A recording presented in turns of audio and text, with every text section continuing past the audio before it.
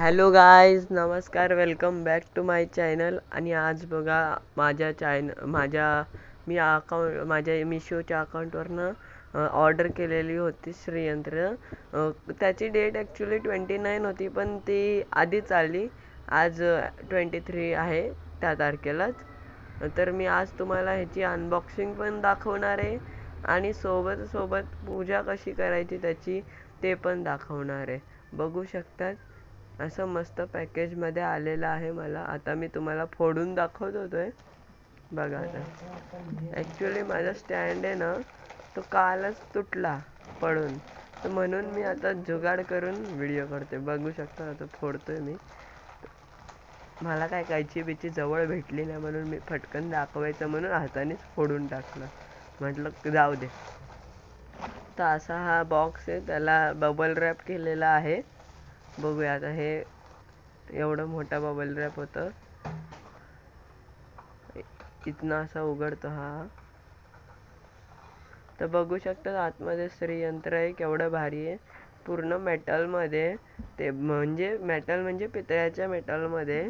मी त्याची क्वालिटी पण चेक केली, बघू शकतात तुम्ही.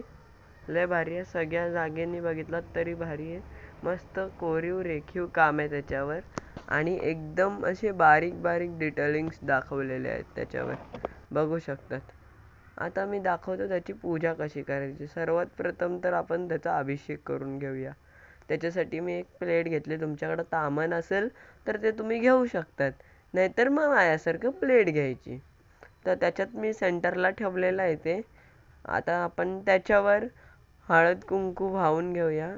सर्वात प्रथम तांदूळ टाकायचे थोडेसे, मग हळद घालायची आणि कुंकू व्हायचं, आणि त्याच्यानंतर परत एकदा थोडेसे अक्षता घालायचे आणि चालू करायचं.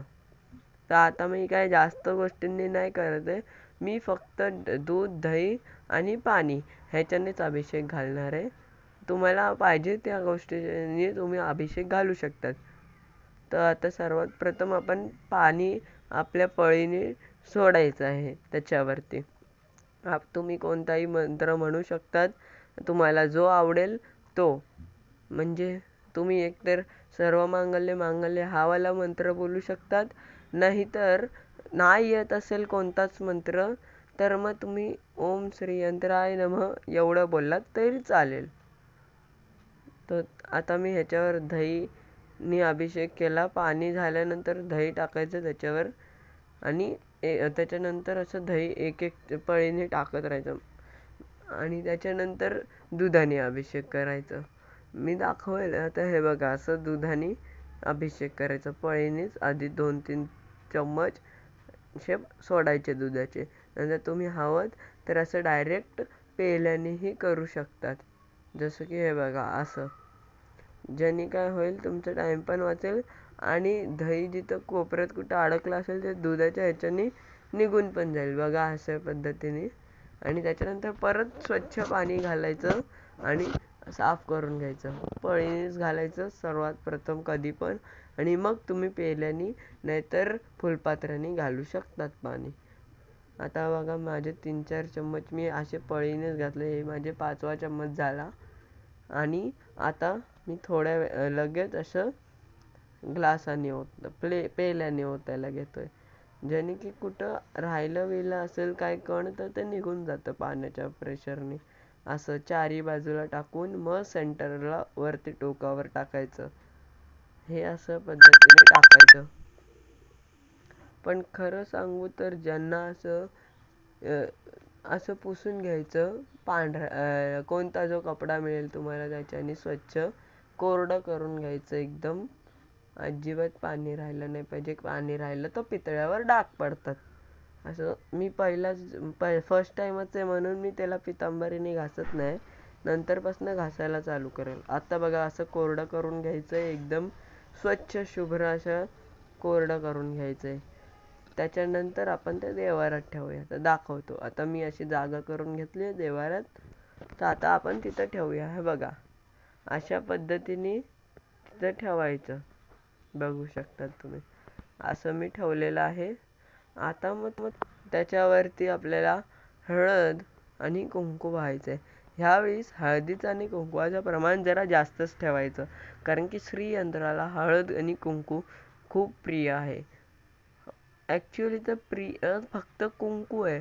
कुंकुम अभिषेक घालतात श्रीयंत्राला आणि ते कुंकू घरात पूजलेलं असतं, म्हणून ते घराच्या बाहेर कोणाला देत नाहीत आणि आपणच लावतो. पण मी दोन्ही वाहतोय आणि ॲक्च्युअली ह्याला कमळांच्या बियांमध्ये रोल करून ठेवायचं असतं, पण माझ्याकडे कमळांच्या बिया आहे, पण 108 मण्यांची आहे.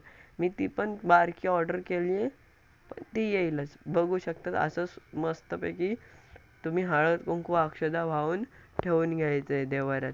आणि जेव्हा पण धुवाल देवारा म्हणजे देव वगैरे साफ कराल, तेव्हा श्रीयंत्रावर हळद कुंकू असलंच पाहिजे. इथं मी कवड्या पुजलेल्या आहेत, बघू शकतात.